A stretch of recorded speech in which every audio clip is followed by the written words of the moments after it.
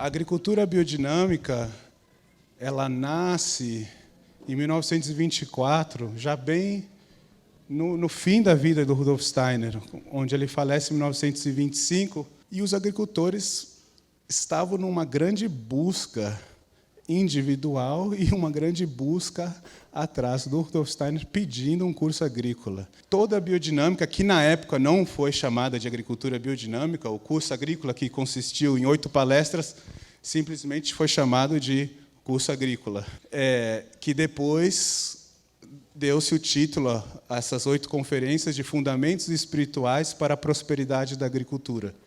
A necessidade de repensar a agricultura e esse pedido ao Rudolf Steiner foi que os agricultores estavam já notando uma perda de vitalidade nas sementes, nos campos, e doença nos animais. E a tarefa do agricultor, ele já percebe que é criar condições para que a vida possa aflorar. E, a partir dessas condições, um alimento que contribuirá para a evolução da humanidade e de cada indivíduo. E, claro, isso se expande para a evolução da própria Terra como um ser vivo. O que hoje é o agronegócio, já não se pode falar que é uma agricultura, porque o âmbito cultural é inexistente. Uma monocultura de 20 mil hectares, 30 mil hectares, ou se pensar nesses dados colocados pela Larissa, uma Alemanha inteira em soja, não há cultura. Não há cultura porque não há seres humanos ali. A cultura que ali um dia existiu foi completamente destruída, junto com a biodiversidade. Mas se pode dizer que é um reflexo de uma qualidade de uma cultura, que é nociva à cultura. Mas é importante ressaltar que, claro que se tem questões políticas e econômicas, de controle, manipulação, censura acadêmica, que vão reger esse processo da industrialização da agricultura, mas é importante também tomar consciência que isso reflete uma qualidade de pensar e se relacionar com a natureza.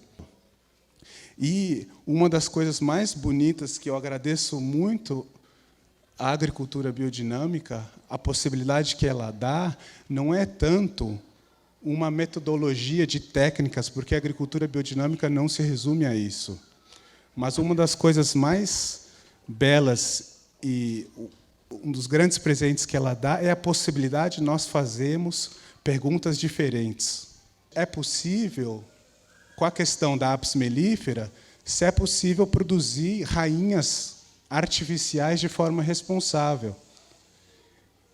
E essa é uma das questões centrais ligada à morte das abelhas, da apis mellifera, que é conhecida também como a desordem do colapso da colmeia, onde, de repente, colmeias desaparecem.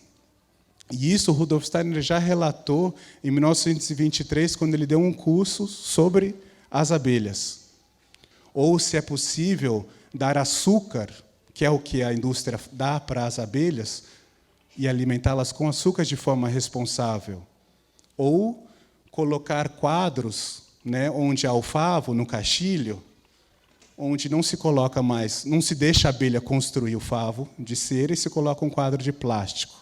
Mas a tragédia foi que se perdeu a compreensão da inteireza dos seres vivos e dos processos biológicos ali contidos em cada ser vivo e a relação desses seres vivos com os outros seres vivos. Tanto a trabalhadora como o zangão, o ovo é colocado dentro dessas células hexagonais.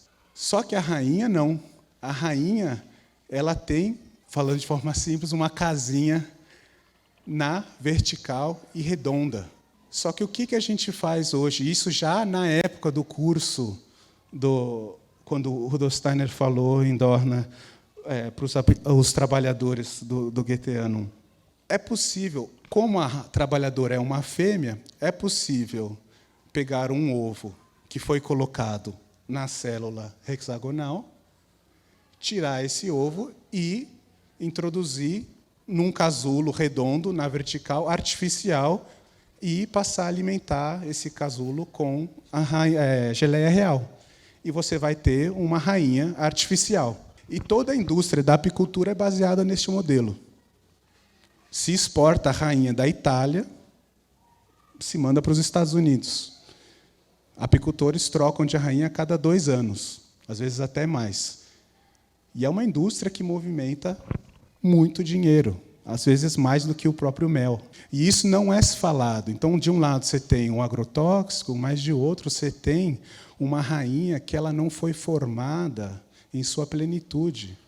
Há uma sabedoria ali contida no desenvolvimento da colmeia, não uma sabedoria humana, mas a sabedoria da natureza, da escolha da rainha, se ela vai colocar um zangão, um ovo para se brotar um zangão, ou uma trabalhadora, ou esse momento de decisão de se criar um casulo diferenciado para a rainha. Na apicultura biodinâmica, isso é completamente proibido, mas a proibição não, ela é uma palavra inadequada dentro da agricultura biodinâmica, porque não há necessidade de proibir, porque o apicultor biodinâmico ele vai perceber que ele não pode fazer isso de forma responsável, porque vai contra a essência dessa colmeia, dessa abelha. E teriam outros exemplos. A beleza da abelha, a casa dela, a cera, é suada por ela. Brota do corpo da abelha. A cera, então, se olha para a cera como o corpo da abelha.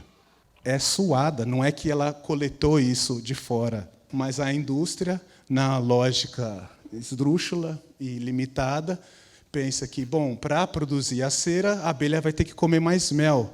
Então, nós vamos ter menos mel para vender, então vamos colocar quadros de plástico, assim ela não precisa produzir essa cera.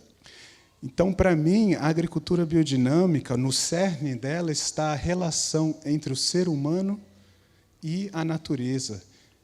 E não só a relação, mas a nossa responsabilidade perante toda a criação.